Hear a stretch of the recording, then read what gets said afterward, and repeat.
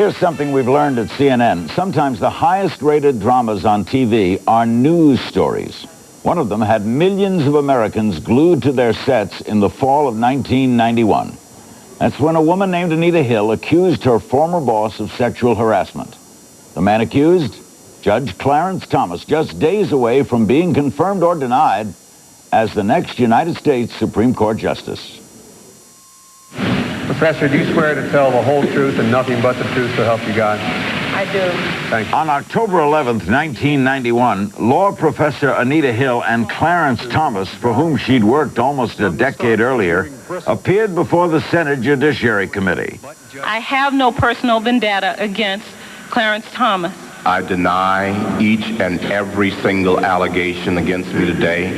After a brief discussion of work, he would turn the conversation to a discussion of sexual matters. His conversations were very vivid. Did you ever refer to your private parts in conversations with Professor Hill? Absolutely not, Senator. Did you ever brag to Professor Hill about your sexual prowess? No, Senator.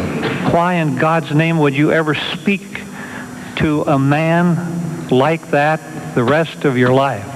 I was afraid of retaliation. I was afraid of damage to my professional life. This is a circus. It is a high-tech lynching for uppity blacks who in any way deign to think for themselves. We support Thomas! We support Thomas! Passions ran high on both sides. Anita Hill, yes. Thomas, no. Out on the street and inside the U.S. Senate. Under our system, the person being accused gets the benefit of the doubt. I call upon the men of the United States of America now to speak out on the issue of sexual harassment. Professor Hill's story just does not add up. If we make a mistake today, the Supreme Court will be living with it, and the nation will be living with it for the next 30 or 40 years. On October 15th, the Senate finally voted. The nomination of Clarence Thomas of Georgia to be Associate Justice of the United States Supreme Court is hereby confirmed. I, Clarence Thomas, do solemnly swear. Days later, Clarence Thomas was sworn in to serve on the highest court in the land. I'm going to teach my class now, excuse me, And Anita Hill was back at the University of Oklahoma teaching law.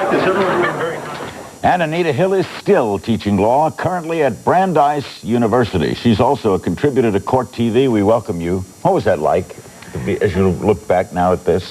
Well, you know, the thing that I am reminded of is how sad and disturbing it all was. And that a lot of people were very saddened and troubled by the times. It was hard for me to know, being in the middle of it. But looking back, you can really read it on the faces of even the people observing. In retrospect, sorry you did it? No. Not at all? No. Would do it again? I would do it again. I really don't know what else I could have done when confronted with the question of the behavior and whether it happened. I had to answer truthfully then, and I would do it all over again, yes. Would you change anything about the way it was handled? Well... Come forward sooner? Well, I think what I was really afraid of at the time that I did come forward was that it would become a political fiasco. And you were right. I was right, and I'm not sure coming forward sooner would have helped that at all. And you know, having taken another course of action, I think that was probably beyond my control. We've just discussed the media impact on war. What about on courts, on trials? We've got Simpson to discuss later tonight. You're on Court TV now. What do you make of all of this? Well, you know, I think one of the amazing things about this whole episode was that, in fact, it had an opposite reaction than a lot of people predicted in terms of women and their rights to go forward with complaints about sexual harassment. The common wisdom at the time was that women, having seen the hearings, would never come forward, never pursue claims. And in fact, what they did was just the opposite. In record numbers, women started to complain about sexual harassment.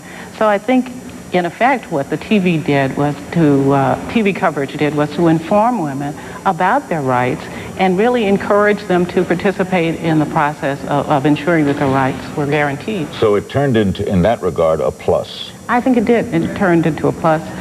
Very much so. And one of the things that I have to say about CNN coverage in particular was that when I travel now abroad sometimes, and very often I encounter women abroad who say, yes, I saw you, and they saw me on CNN. The coverage globally helped women identify with this issue, whether or not they have laws to protect against it or not. How did you handle fame? Wow. Not so well at times, I'm sure, and at times, hopefully I did it in a way that was dignified and helped promote the issue of rights, women's rights in particular, the issue of sexual harassment, getting it on the public agenda, and getting people to talk about it intelligently and moving us forward to doing something about the problem in the workplace. Do you like cameras in the court? I think that cameras in the court can play a positive role. I think that an informed public really is the best contribution that we can make to our legal system. Should they also be in the Supreme Court? Well, I'm not sure about that. Why? I'm not sure, because I'm not quite sure that we understand the difference between a trial proceeding and an appellate argument. I think that it would be helpful for us to know what's going on with the Supreme Court. And in fact, it might, as I think about it, it might help people to really better participate in the whole nomination process and understand that better. But I think it's something that we have to give clear thought to, and there are probably experts who know better than I do about that. Some in the Senate came down very hard on you. Do you bear them some anger still? Well, you know, I try to get beyond my anger. I tried to turn my anger at the time into something positive, and I still try to do that. I think that there are those people in the Senate who really don't think that they did anything wrong. For them, this was a political battle.